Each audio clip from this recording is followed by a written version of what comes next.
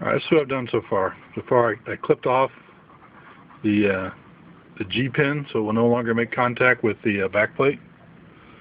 Alright, my intention there is that I'm going to use the G to actually tie into one of the fan speeds.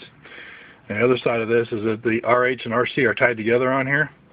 So what I'm going to do on this plate is on the back side of it, on the circuit board, is I'm going to solder those two together. Alright, so these two pins will actually have the same voltage on them. I'll put a jumper lead across these two right here. Alright, so now I've only got to feed that voltage into one of them, which is tied together anyway, which is what it's doing now anyway, but now it'll be jumpered on the circuit board instead of in there.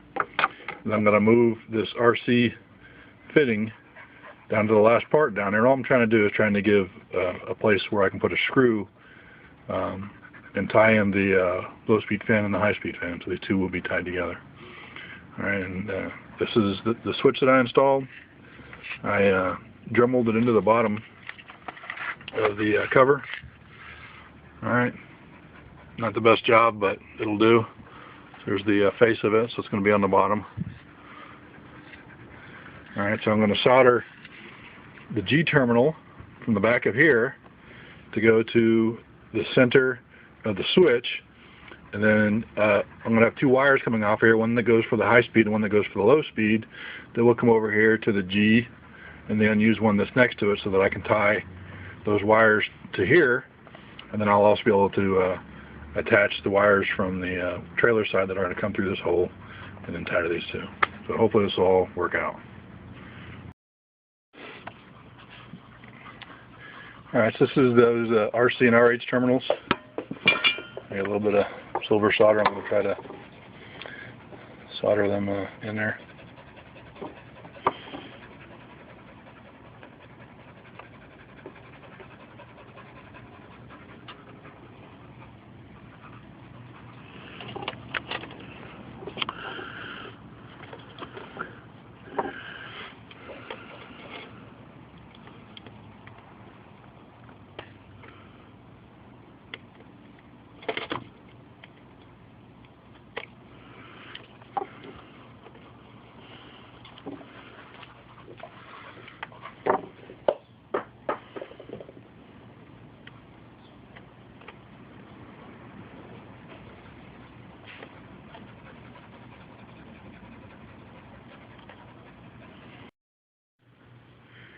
Alright, I pre-tin the wire and I pre-tin the center contact of the switch. I'm going to try to solder those two together.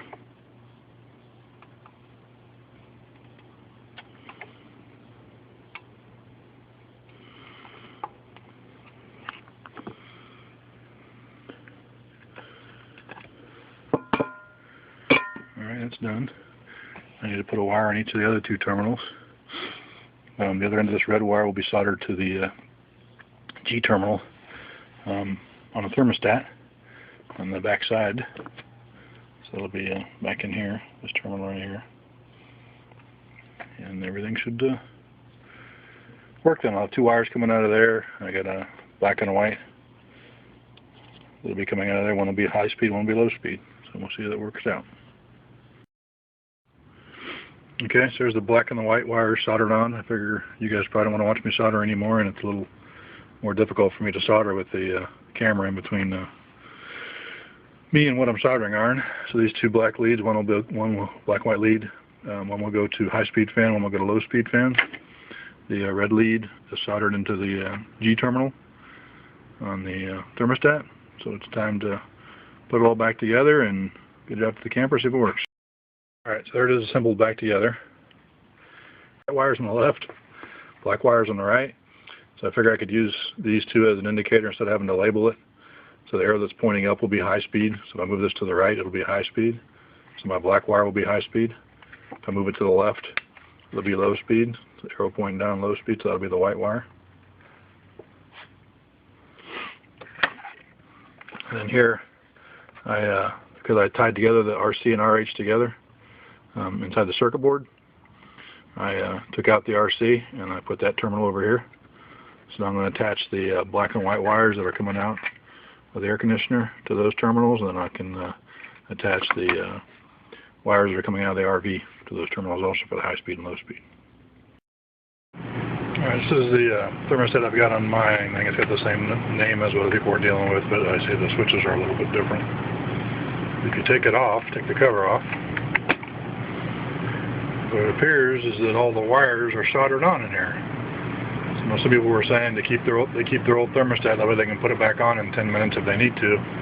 I don't really think that's going to be an option for me. I'm pretty sure that looks like it's soldered on in there. So I'll get the power shut off to this thing and get the unit pulled off the wall, but I'm pretty sure it's soldered on. Alright, there it is, hanging loose from the wall, and it's definitely soldered in. So I'm going to have to unsolder this thing to be able to install the other one.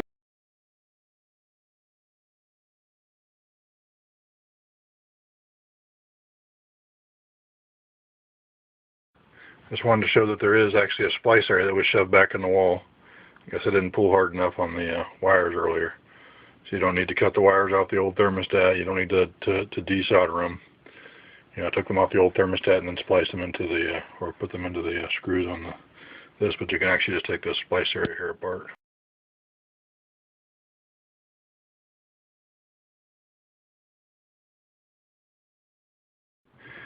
Alright, once I got the thermostat put together, it didn't take very long. I tried to unsolder those wires, and I don't know if they're welded on there or what. I wasn't going to be able to heat them off without causing some damage to the old thermostat, so I just cut them off. Skinned them and put them in here. There's a new thermostat. So I should just be able to plug this in, turn the circuit breaker back on, put some batteries in, and hopefully this will control the air conditioner. So it was a lot of work doing it the way that I did it, but I think that the benefit of it is that if you walked away with the thermostat when I was done with it, it would be plug and play. All you'd have to do is wire in, disconnect the wires from your unit and hook them to this unit, and it would work.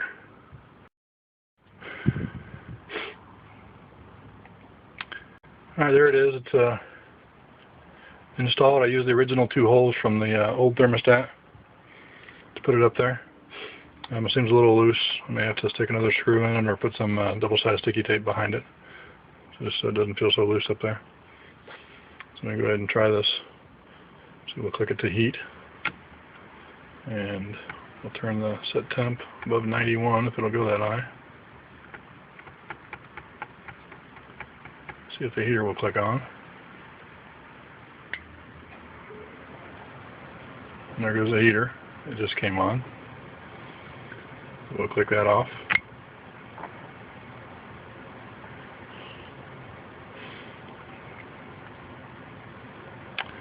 Then we'll click it down to cool. And it's on low fan speed right now. We'll have to take this down below 91. It's on 80.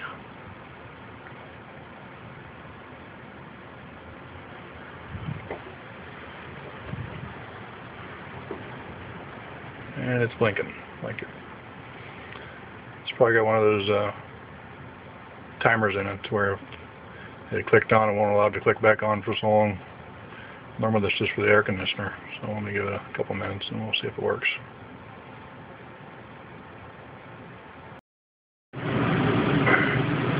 Alright, I have to run them while I went inside and ate supper. You can see it's working. It's down to 85 in here now.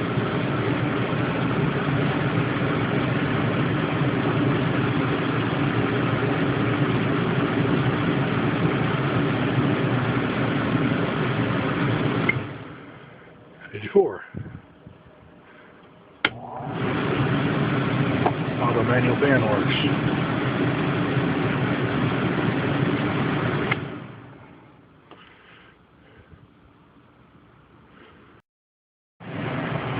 Alright, there it is running. And the high-speed, low-speed fan. Let's see whether they hear the difference or not. Low speed, high speed. It's on cool right now. Cool and auto.